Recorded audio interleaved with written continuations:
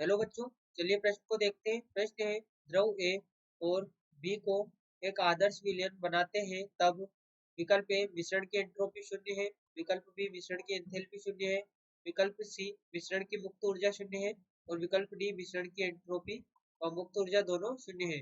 तो देखिए बच्चों, यहाँ पर बात करें प्रश्न की मुख्य अवधारणा की।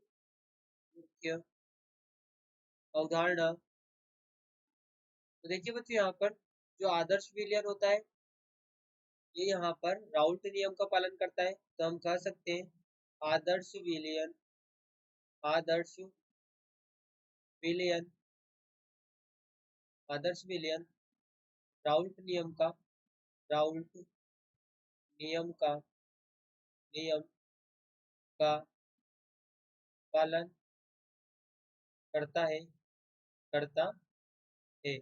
अब बच्चों यहाँ पर देखिए, बात करें प्रश्न में जो पहला विकल्प हमें यहाँ पर दिया गया है तो यहाँ पर है मिश्रण की एंट्रोपी। देखिए बच्चों, यहाँ पर हम कह सकते हैं कि जब भी ए व बी द्रव को, ए व बी द्रव को मिलाया जाता है, द्रव को मिलाया जाता है, तो बच्चों यहाँ पर जो एंट्रोपी होती है ये सदैव बढ़ती है।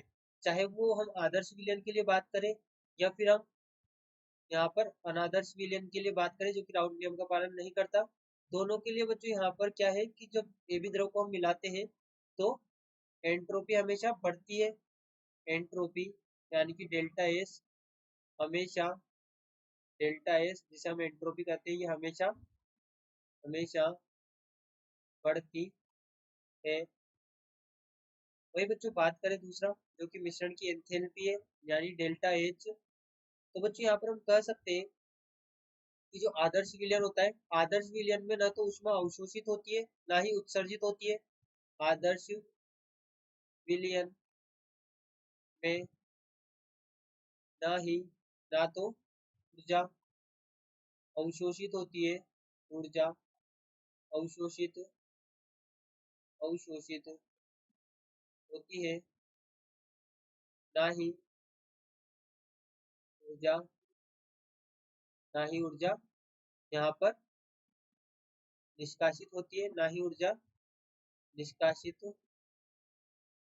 निष्कासित होती है।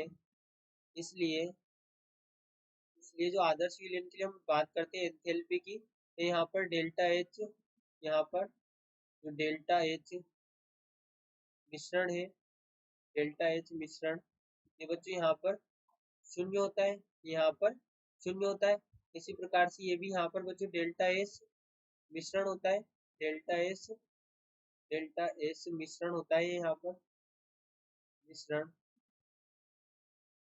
अब अगला बच्चे यहाँ पर देखिए, बात करें गिब्ज फ्री एनर्जी की यानी गिब्ज ऊर्जा की, तो देखिए यहाँ पर जो डेल्टा जी होता है, तो यहाँ पर ए व बी द्रव, ए व बी द्रव को मिलाया जाता है, मिलाया जाता है, तो बच्चों यहाँ पर ये स्वतः प्रक्रम होता है। मिलायन, यहाँ पर ए व बी द्रव को मिलाना स्वतः स्वतः प्रवर्तित, स्वतः यहाँ पर ये स्वतः प्रवर्तित प्रक्रम होता है, प्रवर्तित प्रक्रम होता है।